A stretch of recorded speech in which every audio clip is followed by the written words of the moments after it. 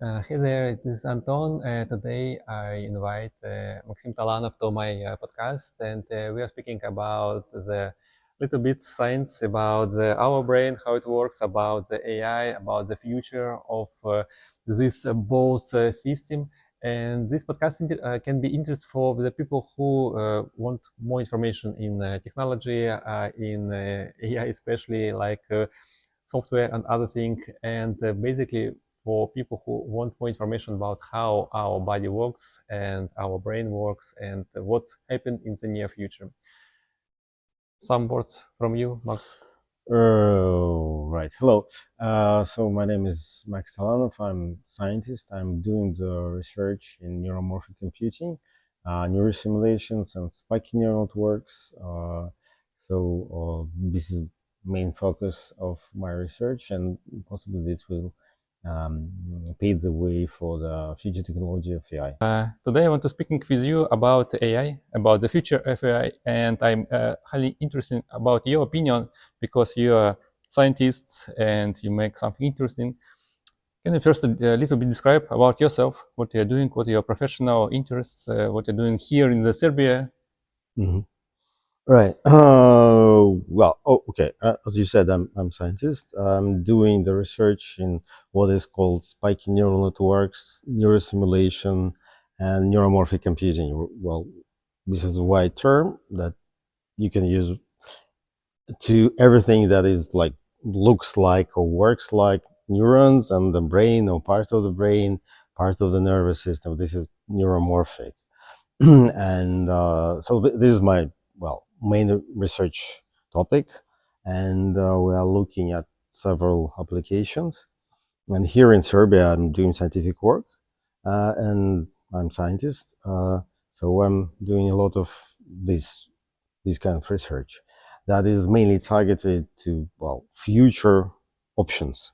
Because I'm a scientist, I'm focused on the future option. How can we develop further the technology? Super, super, awesome. I think it's super difficult for me and for all basic users, ordinary people, because if you think about the brain and with AI, a lot of people think that artificial intelligence is look our brain, it works similar. What do you think about in this stage?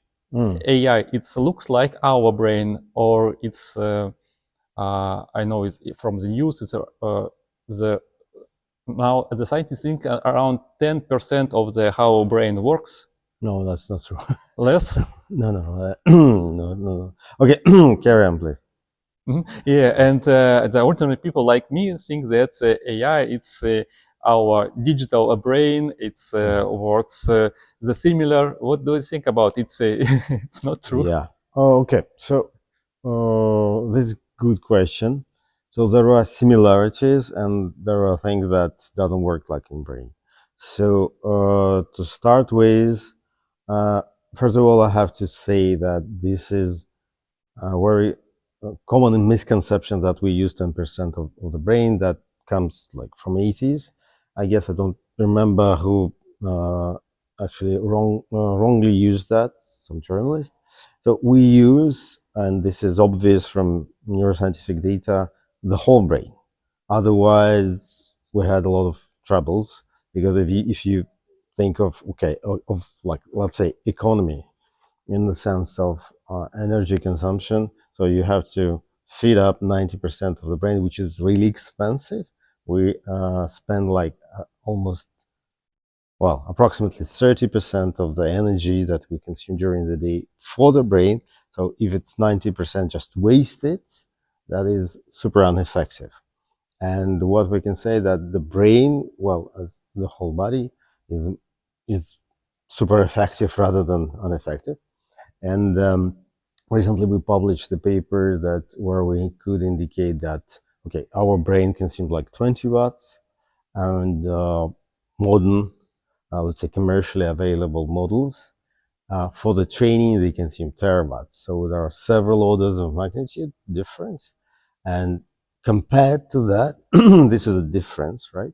Compared to that, brain is super effective rather than ineffective. So from this perspective, it's a difference between AI systems that we have and the biological natural intelligence that we have in our heads that works super effective from the energy consumption perspective.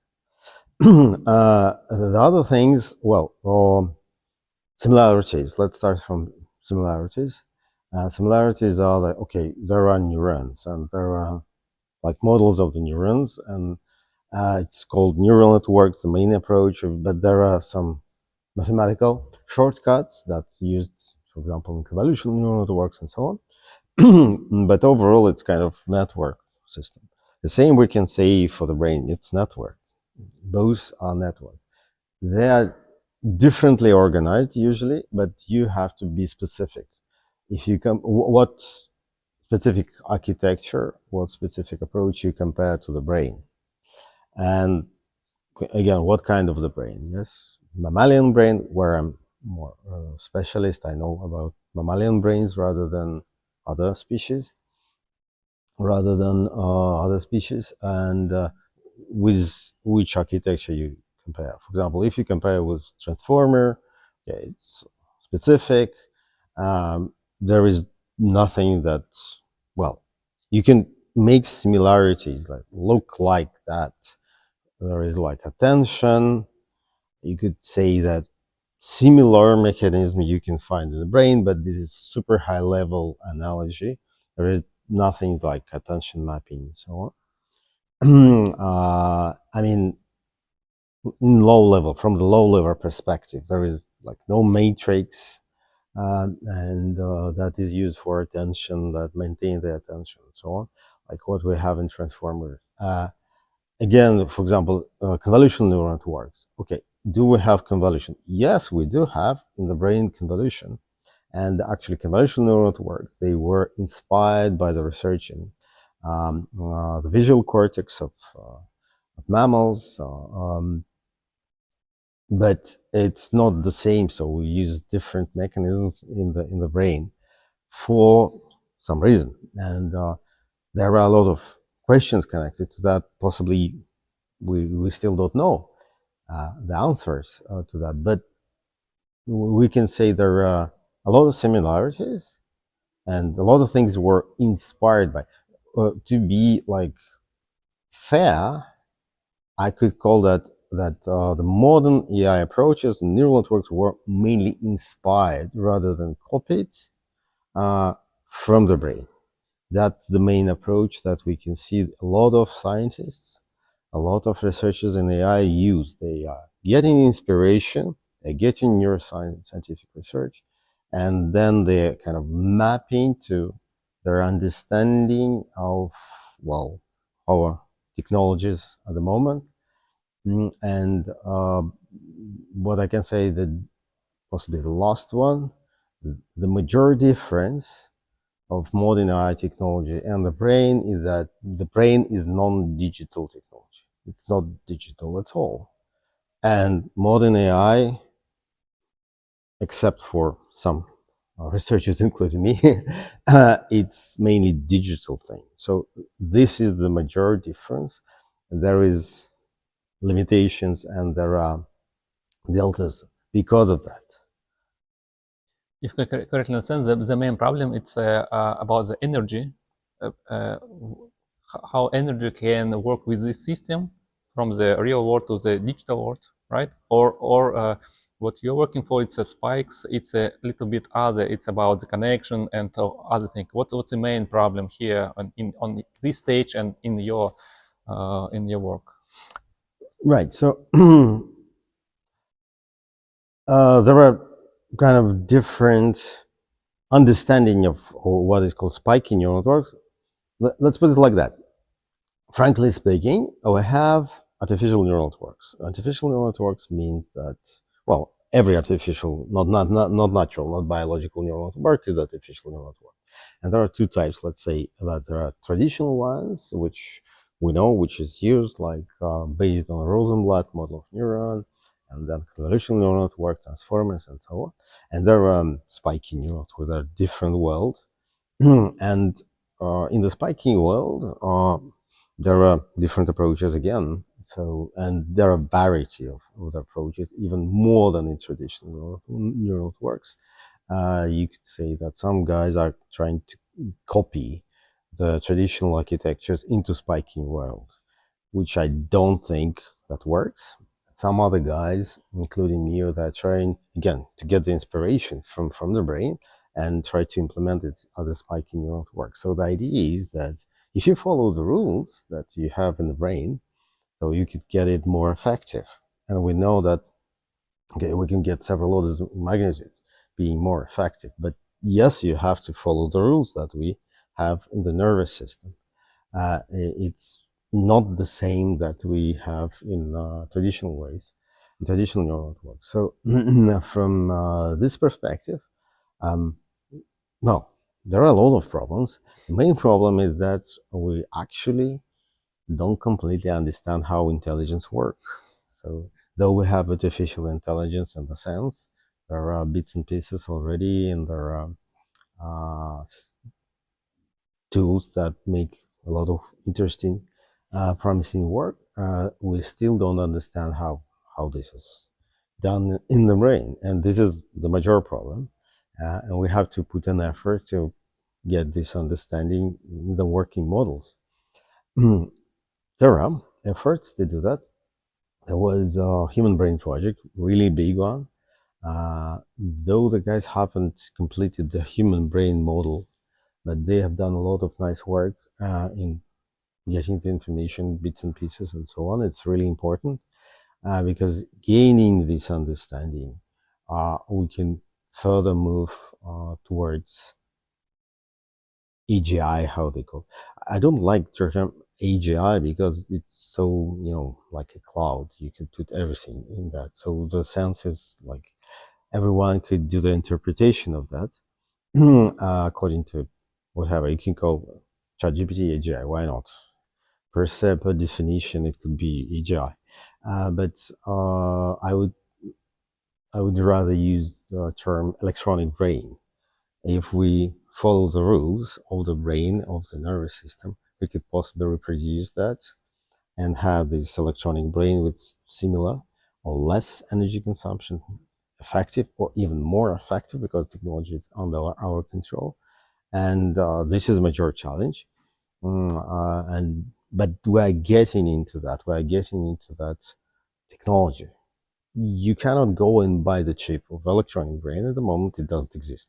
But guys from different parts of the world, they're putting in effort and they're getting into this state. And we can see that, the bits and pieces of the technology is kind of emerging. Max, what do you think about that people now can understand how AI works? Or it's a black box and we don't know what's inside, and scientists do. It was really, really highly discussed topic on explainability of artificial intelligence because you have millions of billions of parameters and they're changing and so on and so forth. And guys were speculating, and there more than that, there were researchers that trying to develop mathematical apparatus that could explain how and why this works. And let me, I cannot let me put it in a different way. Do you understand how your brain works? Mm, uh, I think no. Basically, I understand about my reactions and some my daily routines, but physically, I have no clue.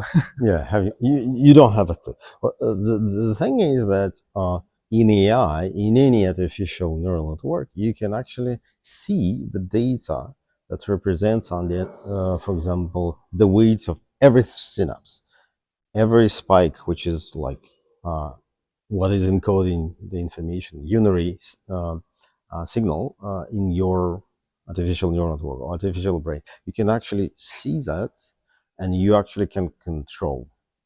If you haven't built the understanding of that, that's actually your problem, and that's a bit strange why you don't.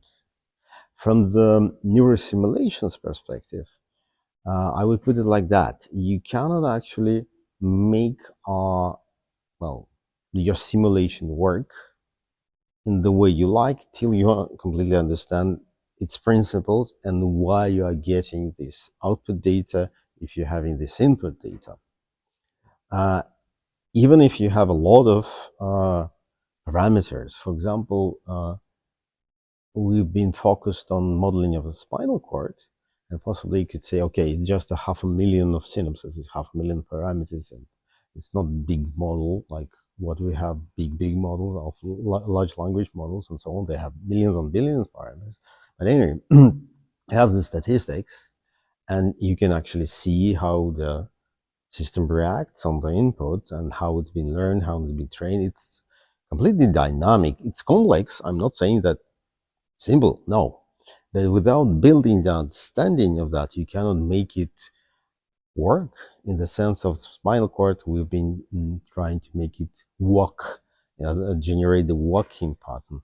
And if you don't understand, you can make it work in the way you like it to work, at least on the level of any abstraction, input and output, and so on and so forth.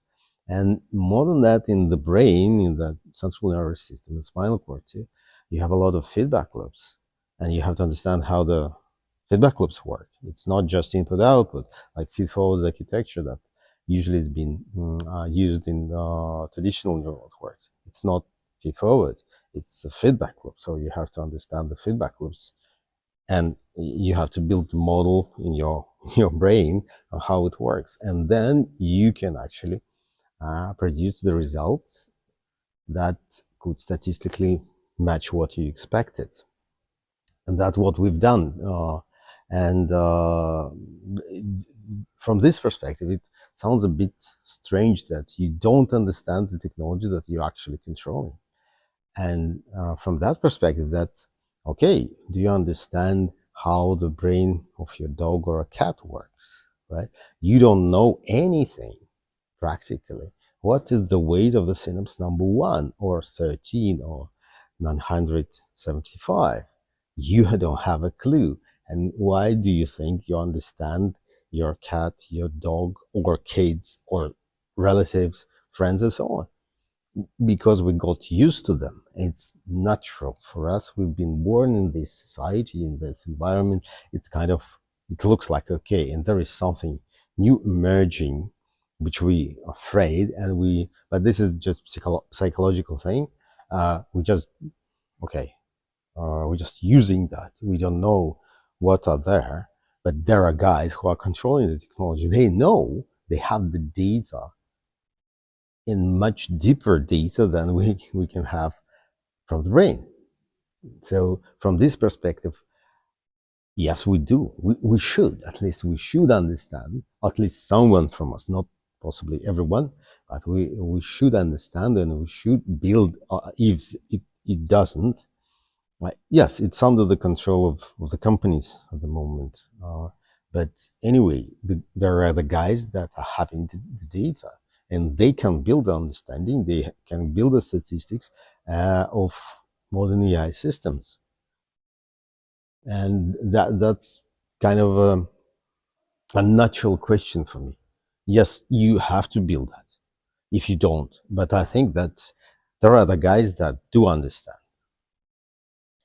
You say about the data, and I think in the real world, we have a lot of data. We can touch, we can see, we can hear, and a lot. And so if we are looking for, if we think about the digital world, now I think it's a super less data in the digital world than in the real world. What do you think? It's a problem or not? Or in the near future, we will have a lot of data in the digital world like in the real world, and it's change something. Okay, I'm not specialist in data science, to be honest. According to my understanding, we have a lot of data at the moment, digital data. It's been collected from the sensors or from images or whatever, from the cities and humans, and so on. We have a lot of digital devices like this, like trackers, fitness trackers, and so on. So there is a lot of digital data.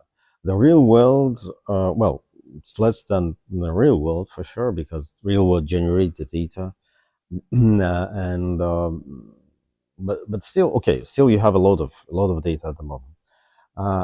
Is it enough? I would say it's not enough, for the reasons. For example, from medical perspective, there are what is called orphaned diseases, of orphaned illnesses. Means that there are, I don't know, 10 guys who are having this all around the world. So you don't have enough data for these rare cases, let's put it like that. And you cannot use statistical AI approaches for that. You need to build the statistics first, and then you can use these AI approaches. Otherwise, it's unusable. Do you need to collect more data? Sure, absolutely. Yes, you need to collect the more data. Whether this would be digital or non-digital, we don't have now the perspective of building non-digital world. There are some guys who are, including me, who just started talking about, okay, we need to think about non-digital spiking perspective, and possibly there will be spiking information in future, but now it doesn't really exist. So now there is only way to have it as a digital thing.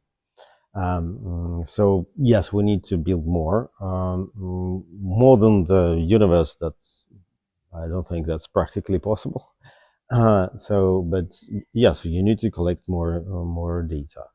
Uh, I heard that more than Sam Altman, I guess, he was saying that they are running out of data to train their new AI models. Possibly they have consumed all the internet and so on. But this is, I would put it like, indication of the ineffectiveness of the modern training approaches. It's a different problem. You need to have more data on the rare cases for sure, but if you are consumed all the data that you have, it means that you are ineffective. So you have to put an effort in both cases, get the more data and make the system more effective in training. Get more data and get more insights, I think.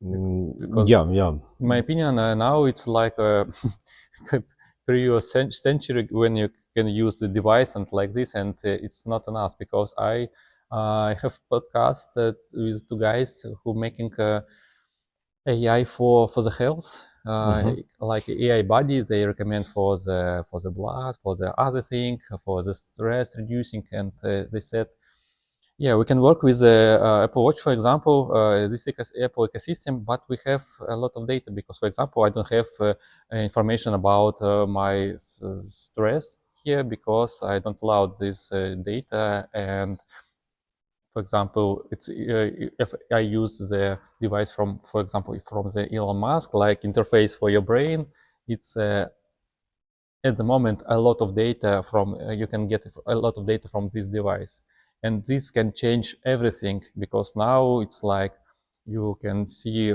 1% of all your life in real world. In the near future, if you have more efficiency device, more modern device, this data can give you more insights for your body for real world. Yeah, sure. As I said, more data you have, the more effective your system becomes, for sure. We now have, fitness trackers, and you have phone, wearable devices. There could be more. As for Elon Musk, Neuralink, implantable devices, I would put it that it's really good option, but for guys with medical condition, if we can speculate, we can think of, okay, everyone will have this kind of interface, and they will interface some digital or non-digital devices and so on. But currently, at the moment, like ethical conditions won't just let it go through any examination. So you cannot just, for the healthy person, you cannot just do the implantation, and it's quite expensive.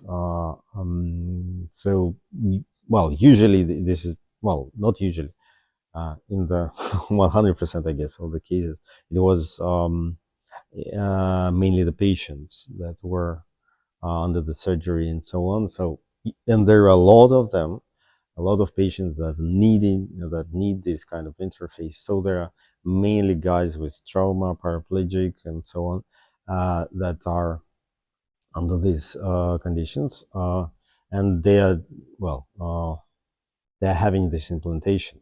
It's not just Elon Musk. There are several companies, a lot of medical institutions that are doing the implantations all around the world for different uh,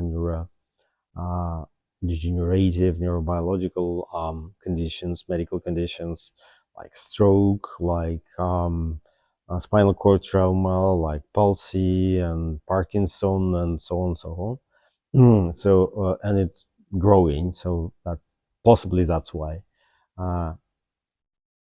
Elon Musk was interested in that. But he has some ideas of, having this joint AI plus brain integration, which, well, in the sense it works that in this way. So you have the patient, you read the data from, I don't know, motor cortex, for example, and then you have the digital AI system that processes the data, filters the data.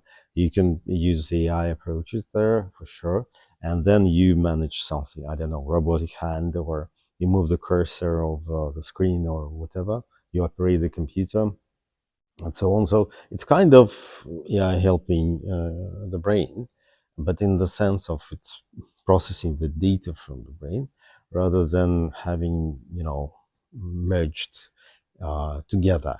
It doesn't work like that. There is no like merging.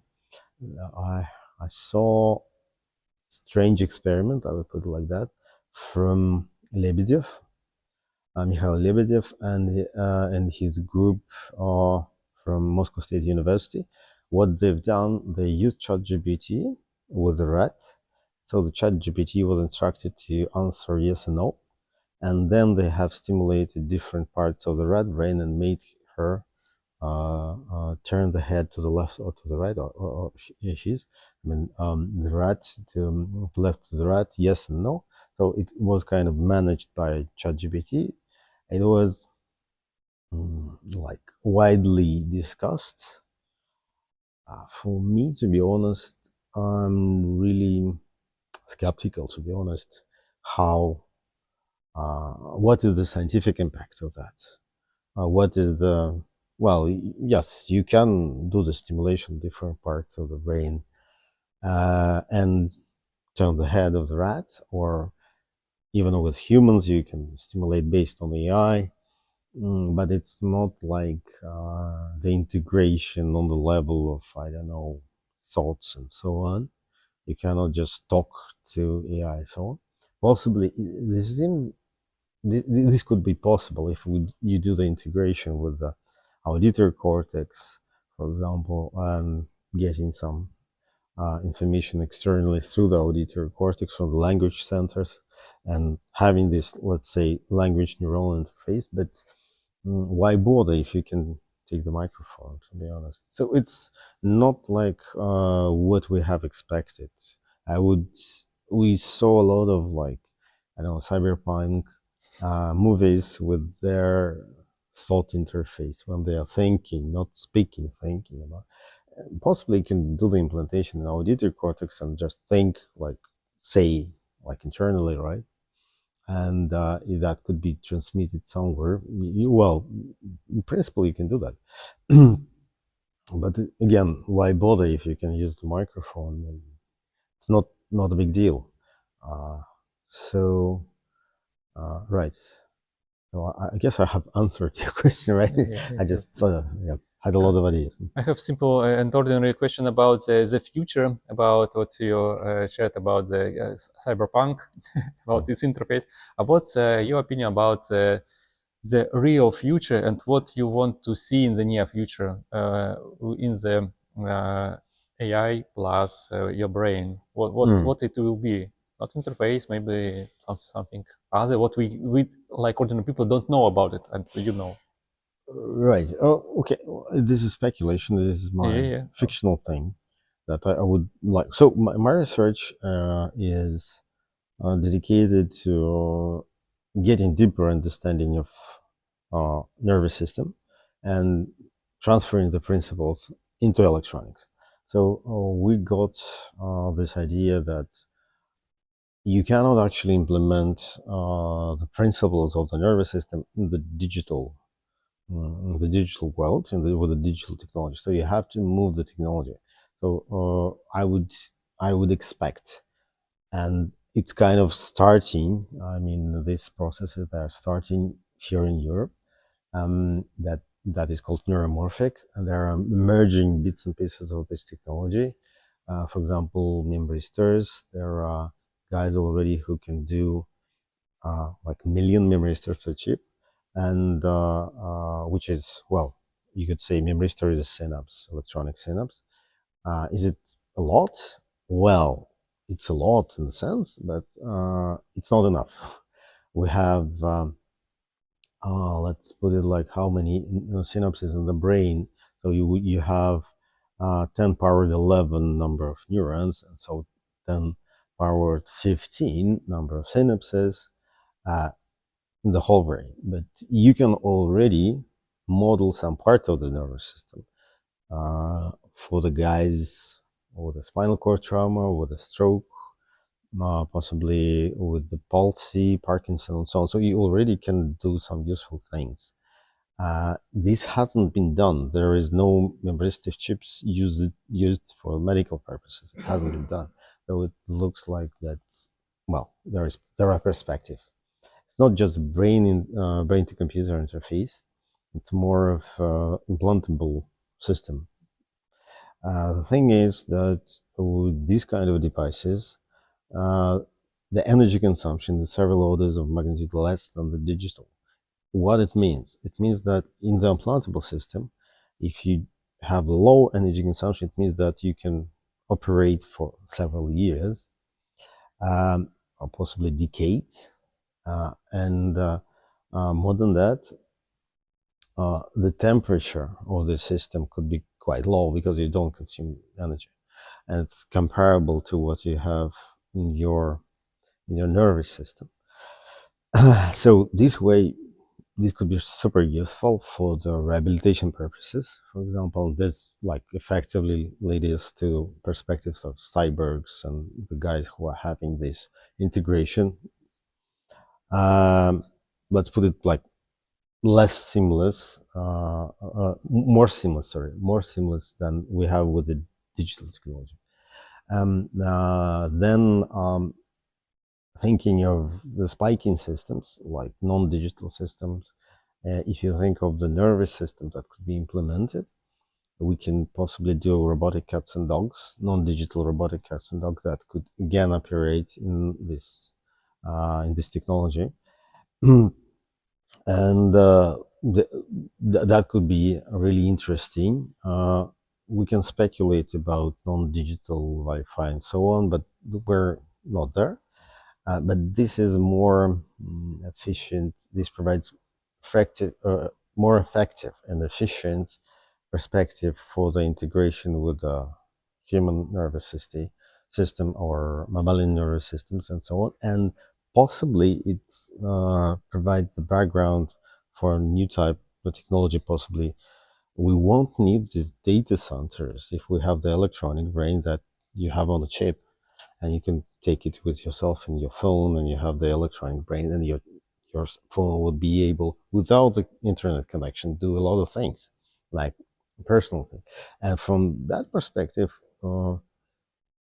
that actually followed this paradigm. So originally, like in 70s, you have to have like what is called mainframe. Like, I don't know, this whole would be full of computers doing some really not impressive operations. And now we have Similar things with the data centers. So the guys are building data centers like crazy. So when they're operating, they like to build that.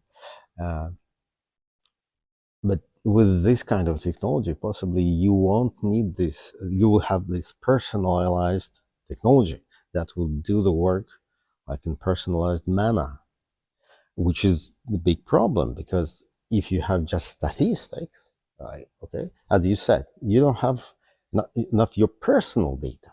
You have only 10% of the data of your medical data. If you are getting into some medical conditions, right, so you need much more data about your healthy state, and we are missing the data of the healthy states. We are having a lot of data about the patients because they've been then they have a lot of sensors put in the hospital, blah blah blah, but not much of the healthy data, because, well, we know, okay, it works like that approximately, but what about you personally?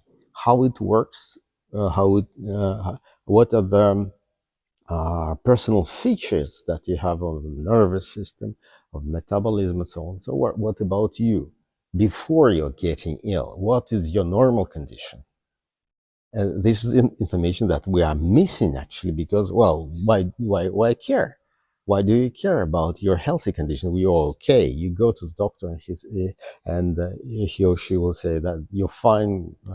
Go have fun, and that's it. So we are missing this kind of data of your healthy condition. But if we get this data, not just data, models of your healthy condition personalized, then we can actually have personalized wearable devices that will do a lot of useful work, not depending on the internet connection and having this work all the time, having this more intelligence in our personalized devices. So that's how I see that in more AI personalized thing, variable thing, that you can have it in your pocket rather than having to always go through the internet connection controlled by some companies and so on and so forth.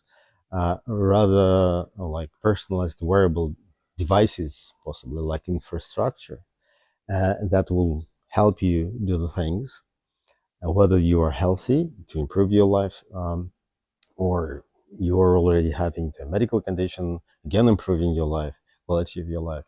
That's how I would see that, and possibly that will be even more than just humans. Possibly there will be robots that will use, again, these personalized AI approaches, autonomous rather than centralized systems that we have now, with a lot of agents and the agents of the agents and so on. Ask you some words about the business language. What's the high priority now in your work? What you're working for? Because okay. I know before you say about the people with some problems in the health, but what now your what companies pay for you for your research for what? It's about Okay. the problem in the health. It's some research and some technology in the future, or we need to solve some problems now. Can you share it? Okay. Well, at the moment we don't have active collaborations with company. We have so we cannot say that some company pays for my work. I'm, as a scientist, I've been getting scientific money.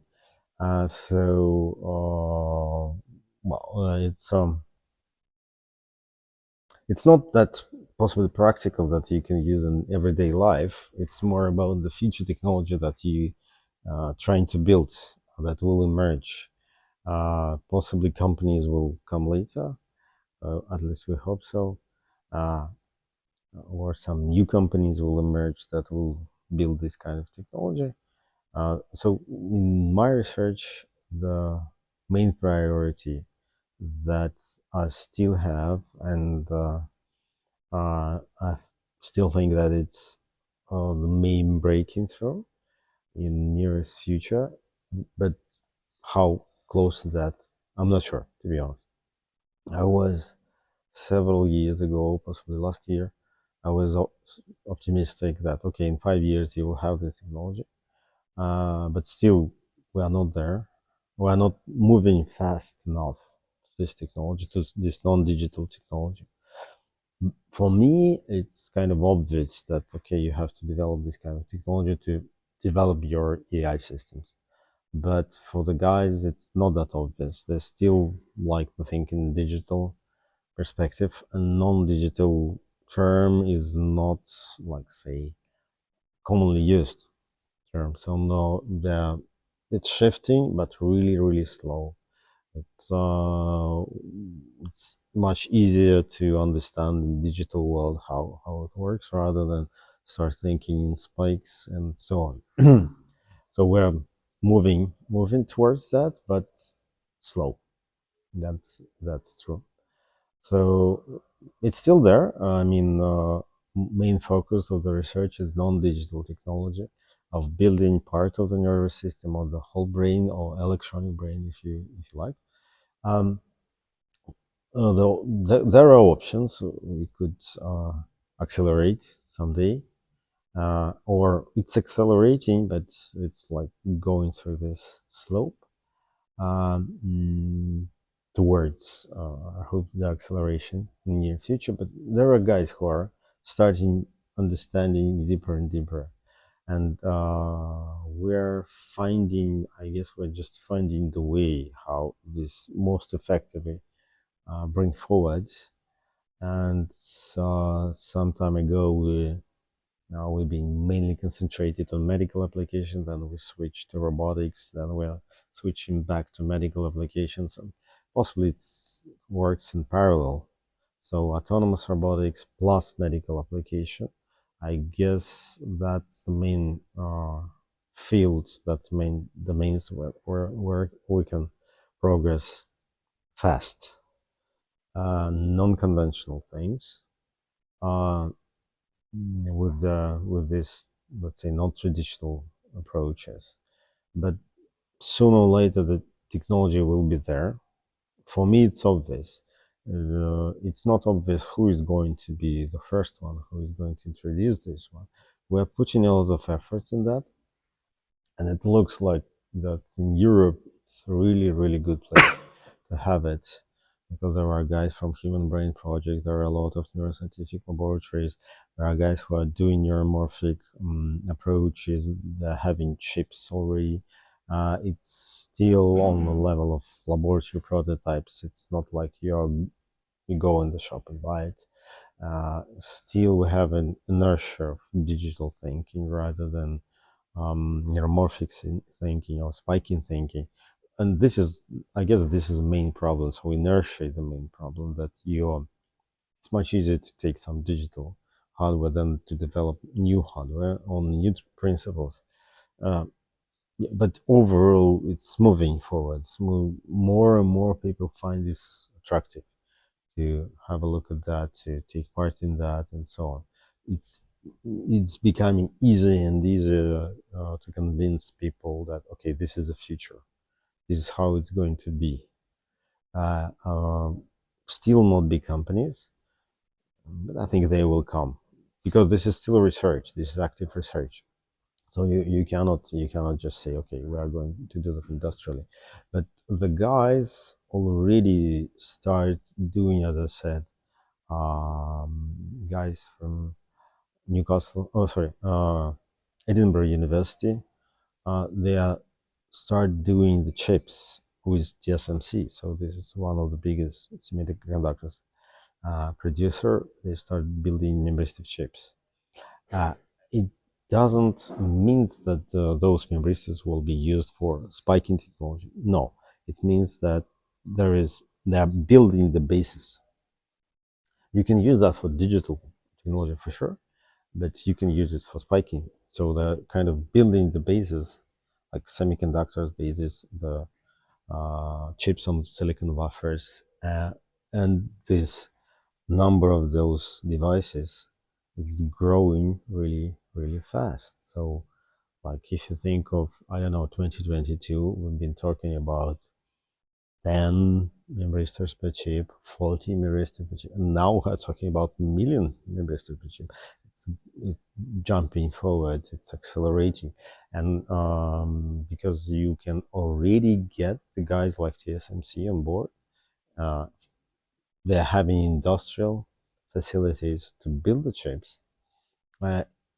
This is getting the scale, really interesting scale, from medical perspective, robotics perspective, and so on. And if you can adopt this already, that is really, really like paving the way for this kind of technology. That's my main focus. This is main direction in both cases, autonomous robotics and medical applications, both of them. Super. It's really interesting. My last big question is about your skepticism in the AI, because in the background, backstage, we are speaking about you that the AI it's not intelligence. Oh, Can you a little bit describe your opinion? right. Okay. To be honest, I'm not skeptical about AI like in general. The term is not good because it's too obscure. You don't really understand what it actually means because you don't understand natural intelligence. There is analogy, and you kind of guessing about that. Is, I don't know, convolutional neural network that has image recognition? Is it AI or is it not AI? It's kind of a tricky question. This, in the sense of, I don't know, what about our research? We've been focusing of neural network implementing spinal cord. Is it intelligence? Well, it's kind of mechanical skills. It's not really intelligence. You don't call your spinal cord intelligence, but it's neural network. So there, it's not that clear and obvious how you use that and what for you use that. It's too obscure. So I'm not kind of skeptical about that. The thing is that I'm skeptical about the hype. I don't like the hype because, like when it started, I mean, like 2023, 2022, when ChatGPT version 3, I guess, emerged. And there were guys who were talking about, okay, it can do everything and so on. Because of the, let's say, commercial background, and because the guys are, let's say, they're having conflict of interest, to be honest. They are putting that they, in the way that they can do everything to get the investment. So they are interested in getting money.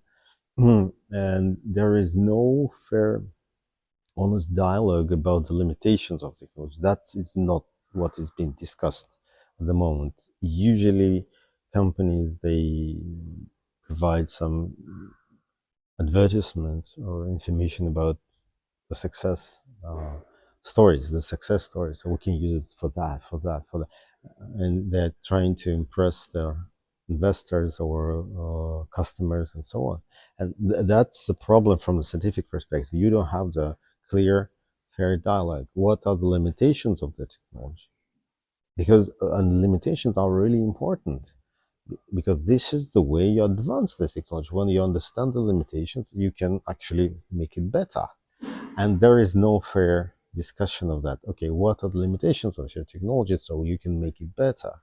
And somehow some guys they can start working and can find these limitations and go further and so on. That's why I'm skeptical, because there are a lot of discussions in the wrong way, in the hype way, rather than having the fair understanding what is it, and how can you use that, and what is the benefit from your for your everyday life of this technology, what you are having actually. But we're kind of getting into that. There are more and more understanding how actually you can use that. There are more and more, and that is based on limitations, to be honest, of the technology. That okay, you can do this, but you can't do this. And that's how. And then having this understanding, you can possibly improve, and you can possibly do the things. Uh, and because of the hype, it's kind of getting not that clear how can you actually, for example, involve the companies in that. They're more focused on data centers and so on, rather than research and having built new technology, new hardware. This is the other, well, thing, negative from the hype, rather than AI. AI is a technology. Well, I don't mind. It's just technology. You can use it for good, for bad, whatever. Technology, it's advanced, progress. It's good for sure by itself. But then it comes to this bubble of impressing people that we can do almost everything, instead of saying honestly, okay, we can do this, but we cannot do this. And now we're getting this understanding slowly, but we're getting this understanding. That's my skepticism. So this honest dialogue will definitely improve the situation, and it definitely will indicate, okay, we can do this, but we cannot do that. And actually that will be the indication for scientists, for researchers to do, okay, you can invest your time and grant applications in this direction, and that will actually improve the situation. But we're still not there. We're kind of in the sense of guys are trying to guess where they can improve. If they improve, they're usually being bought by the big companies. And so, yeah, it's in the sense of, in this like nature of the conflict of the interest. They're not, there is no how do I put that, there is no motivation from the guys from the companies to indicate, okay, we have these limitations. That instead of they're doing advertisement from everything, we have a progress, it's so amazing, we can do everything. Got it. Got it. Yeah, but it's not AI. It's Yeah, software owners. yeah, it's about the companies, how they do the business. It's about them, right? It's not about technology. Technology is neutral by itself. You can use it for whatever purpose you like. You can sell it as you like. You can sell it or even give it for free. Someone do this, and that. It depends how you do the marketing or how you do the things. But we're having this because they want to get the money from the investor. They want to impress them, and they're trying to hide the negative part. So it's really hard to find, for example, the information about the energy consumption. We just know the side effects of that. That OpenAI, Microsoft, Google, and so on, they're running out of power. They're building nuclear electric plants. Is it a good way to do the things like that? You're running out of power, possibly you're doing something not that effectively. Possibly you should start thinking about new technology, reduce it. There are some attempts in these directions, mainly by semiconductors producers. They're trying to look into energy effectiveness, improving the energy effectiveness, but still they're using digital approaches. They're not ready to jump out of that again. But we're now seeing that, okay, there are some semiconductors producers that already start thinking about new type of technology and possibly building the basis for non-digital world, and that will actually improve. For me, it looks like for me it's obvious, but it's not obvious for big companies, for other guys, that okay, you have the analogy of the brain. Brain is natural intelligence, right? It's a bit and piece. It's a let's put it like biological technology, if you like. So if it's that effective, why don't you again try to understand the principles? And then it puts you to the boundaries that okay, it's non-digital. You have to move further. You have to get rid of digital nature of your calculations, and that is actually making that effective. You have to make it further step. And yeah, and here you have inertia, and here you have this inertia of guys who are still thinking in digital perspectives, but we are moving to that, toward that. It's interesting. All what you share with us, with me in this interview, it's highly important for our near future, and highly difficult for ordinary people, because it's for the one it's a science, for the second one it's a technology. Yeah, exactly. But thanks for you that you share is, I think, more simple for the ordinary people like me, and yeah, I have some insights about our near future, and I think that 2026 is a little bit change our life, because I think it's in this year it's started the new devices, and you can earn for your body, like and AI companies like OpenAI, Google, and other change their direction from the smartphones to the something new devices, and we can get more data from our body. We can get more data from our life, our environment. It's interesting, and from your speech, I know it's the better options for us. We can get more information for ourselves and get our better life, I think. Yeah. Hopefully, yes. That hopefully lead us to some interesting progress, and in this direction we will see. Yeah, we will see. Thanks for this Thank conversation. you. Thank you.